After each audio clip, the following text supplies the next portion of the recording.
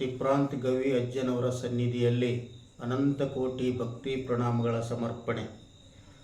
ತಿಪ್ರಾಂತ್ ಗವಿ ಮಠದ ಪೀಠಾಧಿಪತಿಗಳು ಪರಮ ಪೂಜ್ಯ ಡಾಕ್ಟರ್ ಘನಲಿಂಗ ಶಿವಾಚಾರ್ಯರು ಪ್ರತಿ ವರ್ಷ ಸಮಾಜಮುಖಿ ಕಾರ್ಯಕ್ರಮಗಳನ್ನು ಆಯೋಜಿಸುವುದರ ಮೂಲಕ ಸ್ವಸ್ಥ ಸಮಾಜದ ಹಾಗೂ ಆರೋಗ್ಯಕರ ಸಮಾಜಕ್ಕೆ ಒಂದು ಹೊಸ ಮುನ್ನುಡಿಯನ್ನು ಬರೆಯುತ್ತಿದ್ದಾರೆ.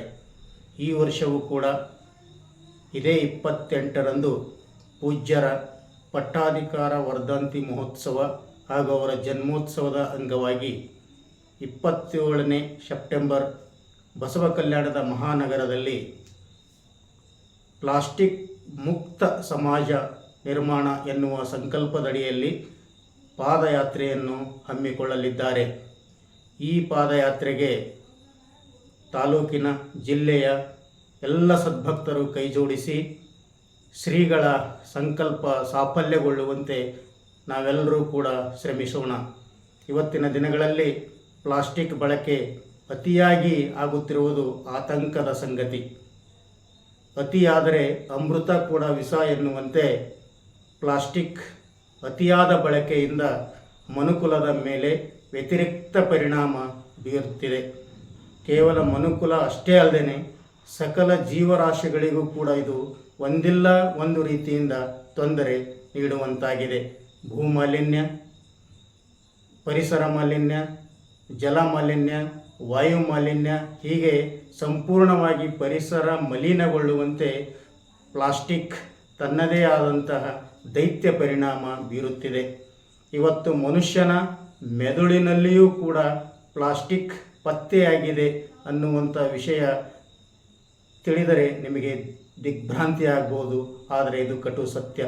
ಮನುಷ್ಯನ ಮೆದುಳಿನವರೆಗೂ ಪ್ಲಾಸ್ಟಿಕ್ ಹೋಗಿದೆ ಅಂದರೆ ಅದರ ವಿಪರೀತ ಒಂದು ಅನಾನುಕೂಲತೆಗಳು, ಅದರ ಒಂದು ವಿಷಮ ಪರಿಸ್ಥಿತಿಯಲ್ಲಿ ನಾವು ಬದುಕುತ್ತಿದ್ದೇವೆ ಅನ್ನುವುದೇ ಇದಕ್ಕೆ ಒಂದು ಸಾಕ್ಷಿ.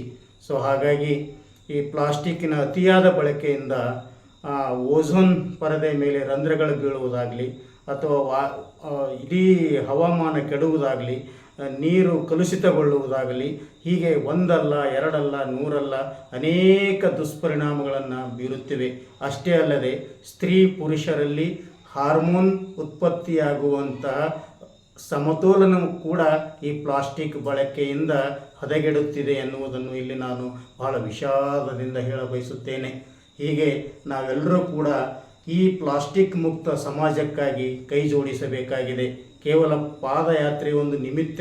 ಅಪ್ಪಾಜಿಯವರ ಈ ಒಂದು ಪ್ರಯತ್ನದಿಂದ ಇಡೀ ನಮ್ಮ ಸಮಾಜ ಪ್ಲಾಸ್ಟಿಕ್ ಬಳಕೆಯಿಂದ ಮುಕ್ತವಾಗಬೇಕೆನ್ನುವುದೇ ನಮ್ಮ ಆಶಯ.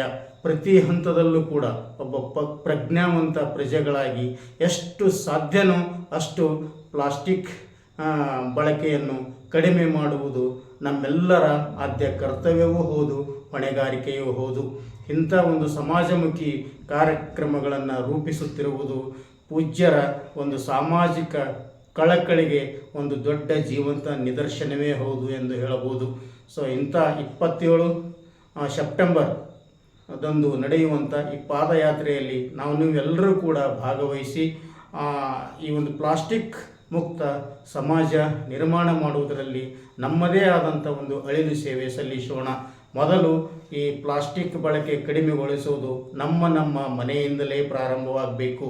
ಇವತ್ತು ಬೆಳಗ್ಗೆ ಟೂತ್ ಬ್ರಷ್ ಮಾಡುವುದರಿಂದ ಹಿಡಿದು ರಾತ್ರಿ ನಾವು ಮಲಗುವವರೆಗೆ ಒಂದಿಲ್ಲ ಒಂದು ರೀತಿಯಿಂದ ಪ್ಲಾಸ್ಟಿಕ್ ತನ್ನ ದೈತ್ಯ ದುಷ್ಪರಿಣಾಮವನ್ನು ನಮ್ಮ ಮೇಲೆ ಬೀರುತ್ತಲೇ ಇದೆ.